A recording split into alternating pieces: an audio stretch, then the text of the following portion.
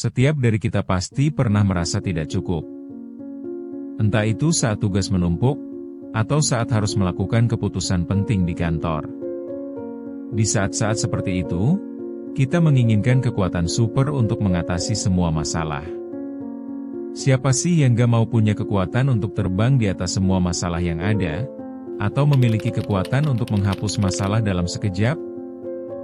Namun, ada satu karakter yang menjadi simbol dari pertempuran tanpa kekuatan super, yaitu Batman. Bayangkan, di dunia yang dipenuhi dengan Superman mampu terbang dan mengangkat mobil dengan mudah, bagaimana seorang manusia biasa bisa berdiri tegak? Disinilah letak keunikan Batman. Kita bakal bahas tentang bagaimana dia, tanpa kemampuan super, bisa jadi pahlawan sejati.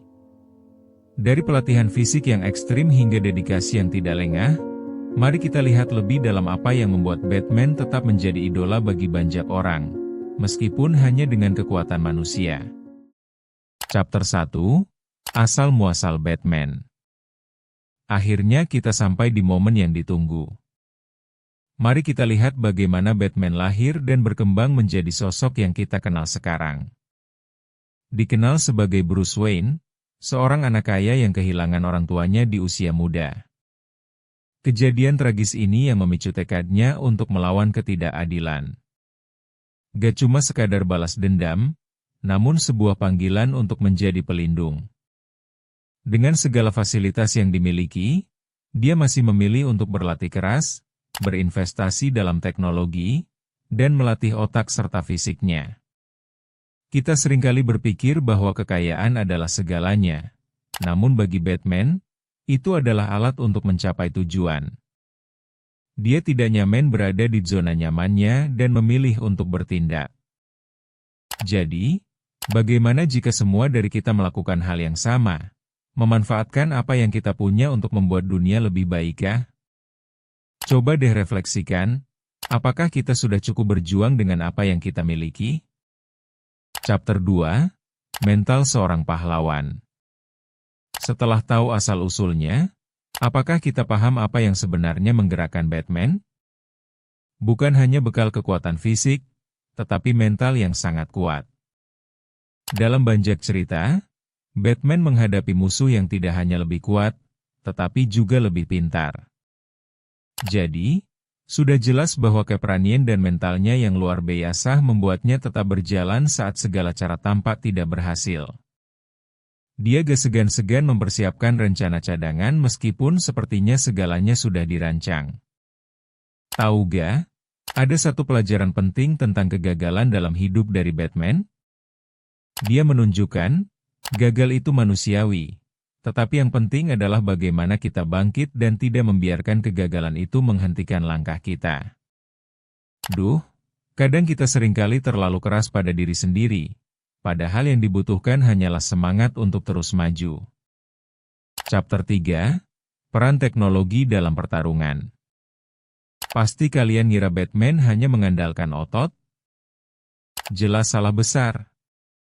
Dia juga memanfaatkan teknologi secara maksimal.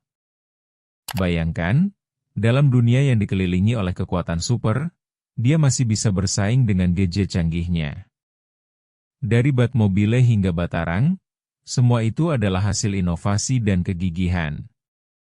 Jadi, apa jadinya jika kita semua menjadikan teknologi sebagai alat untuk mendukung usaha kita? Kita hidup di era digital dan banyak potensi yang bisa kita ambil. Terkadang, kita terjebak dalam zona nyaman dan malas mencari solusi lain untuk maju. Namun, Batman buktikan bahwa dengan kecerdasan dan inovasi, semua tantangan bisa dilawan. Mungkin sudah saatnya kita menggali kemampuan kita dan melakukan lebih dengan alat yang ada di tangan kita. Chapter 4, Karakter dan Nilai Pahlawan. Setiap pahlawan pasti punya nilai yang dipegang teguh. Batman adalah contoh nyata dari nilai keadilan, keberanian, dan empati. Meski tidak ada kekuatan super, dia berjuang untuk orang-orang yang dianggap tak berdaya. Disinilah menariknya, banyak di antara kita yang hanya bisa memberikan kritik tanpa berbuat apa-apa. Bayangkan jika kita bisa berani beraksi, bukankah dunia akan jauh lebih baikkah? Ini adalah pelajaran nyata bahwa kita perlu menjadikan nilai-nilai tersebut sebagai panduan dalam hidup kita. Hanya karena kita tidak mengenakan jubah bukan berarti kita tidak bisa membuat perubahan. Kecil atau besar, semua kontribusi sangat berarti. Coba renungkan, seberapa kali kita berani berbuat kebaikan hari ini? Chapter 5, Mitos Kekuatan Super. Di akhir, mari kita tanya, apakah kekuatan penting untuk jadi pahlawan? Ternyata enggak. Banyak dari kita terjebak dalam mitos bahwa hanya orang-orang super yang bisa melakukan hal besar.